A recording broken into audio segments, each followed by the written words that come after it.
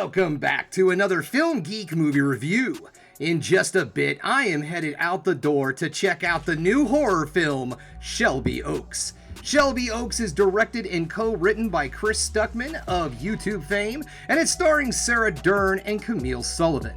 It tells the story of a woman who is obsessed with trying to find her long-lost sister, and as she's searching, she starts to find that there may be something more supernatural involved in her missing sister. This is a film that I have been really excited to go see. I have been following Chris Stuckman's journey of making this film. I don't know how long ago this has been going on now, maybe 5 years that he has been working on this movie. I'm just giving a rough little estimate.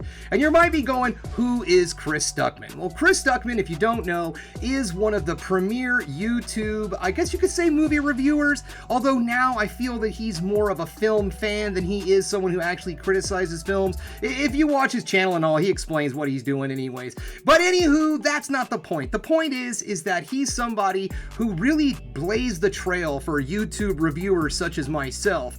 And I have to say that I do have a lot of respect for the guy, and I am really looking forward to getting out there and checking out his new movie. I'm really excited to go see this film, so you know what, guys? It's enough of the jibber jabber. It's time for me to get out the door because you know what? I need to go get Stuckmanized.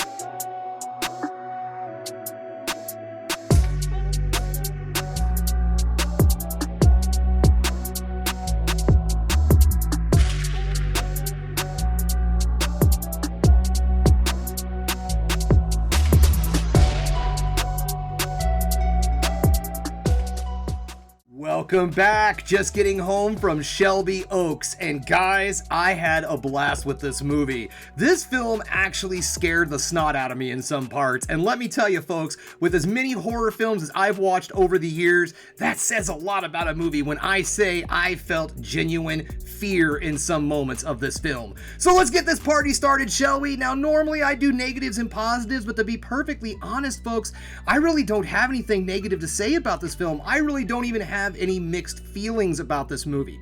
There is some moments in it where there are some definite shout outs, some definite homages to other horror filmmakers and other horror movies that were a definite influence on Chris Stuckman, but I don't feel like they really dragged the movie down or anything. They're a great little wink and a nod to the filmmakers, and nothing that really says, oh, I'm trying to be this or I'm trying to be that. They're just something that's like, oh, I see what you're trying to do there, and I really liked that. So let's just get into those positives, shall we? Let's first of all talk about just the structure of this film and the way things are put together. Now, when this movie first starts off, we are given an extremely cool introduction.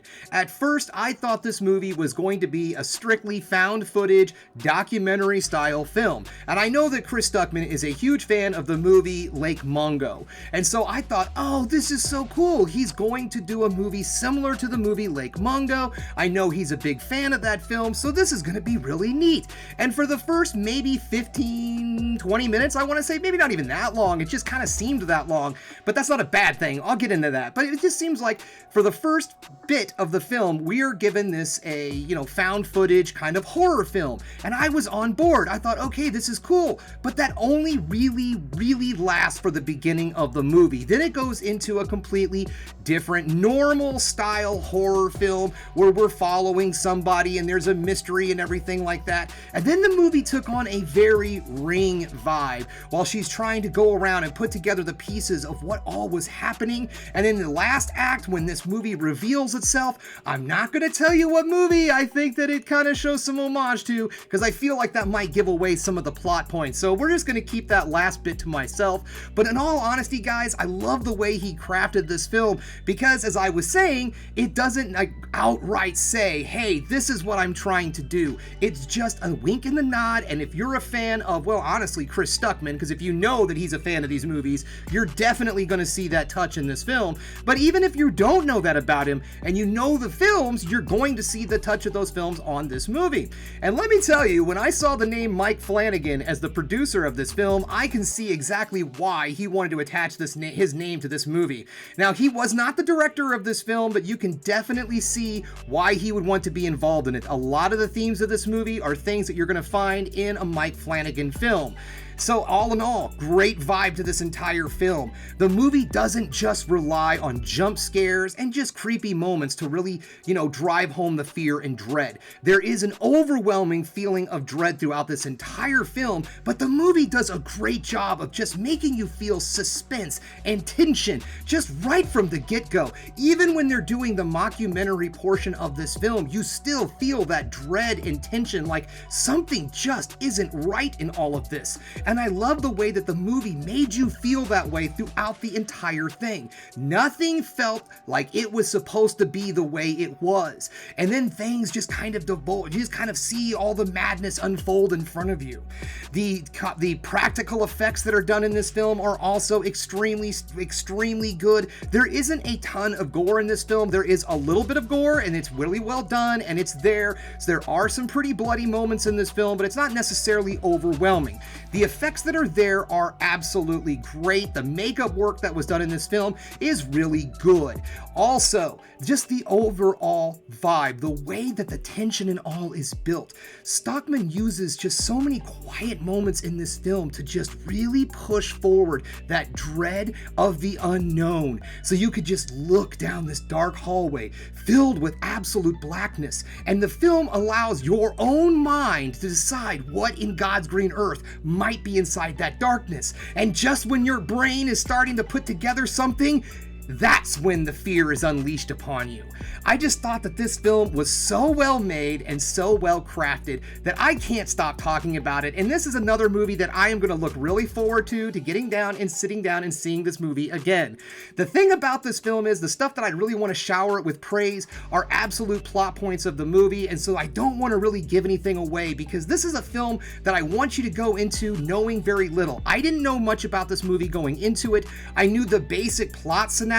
I knew that there was going to be a bit of a mystery attached to it. I knew that there was something kind of supernatural going on, or maybe something supernatural going on, and that was about the extent of it.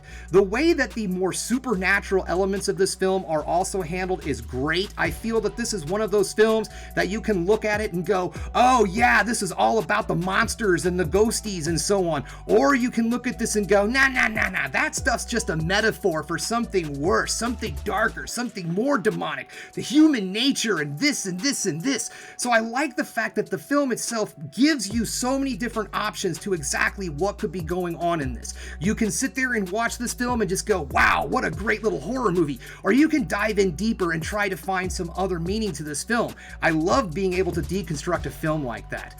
All in all, guys, I would have to say that this is a super good, great, get out there, see this movie in theaters, support this film. Halloween is right around the corner, and to be perfectly honest, this is a perfect Halloween movie. Not that the film is themed for Halloween or anything like that. It's just this is the kind of film that you want to see on Halloween. It has all of the great elements for you to sit there and have just one of a hell of a spooky night. So there you have it, guys. This is a definite get out there in theaters, support this film. This is an extremely well made, well put together film. The cinematography, I almost forgot to bring up the cinematography. Gorgeously shot film, all sorts of great angles. The camera itself also is used to help you drive home all that suspense and tension. Like I was telling you before, he would just shoot darkness in some points of this film, and still just that darkness has a way of playing with your brain. So all in all, guys, solid film to get out there, see in theaters this weekend. This film is dropping Friday, October 24th in the States. Get out there, support this film at your local cinema. This is a purchase-worthy film, and I will definitely be adding this into my collection. So thanks again for checking out the Film Geek, guys. If you liked what you saw here today, go ahead and subscribe to the channel, ring that bell for notifications, and give me the old thumbs up so I know you like what you're seeing. And if there's one more thing you could do, folks, that is keep watching movies. You know I'm gonna.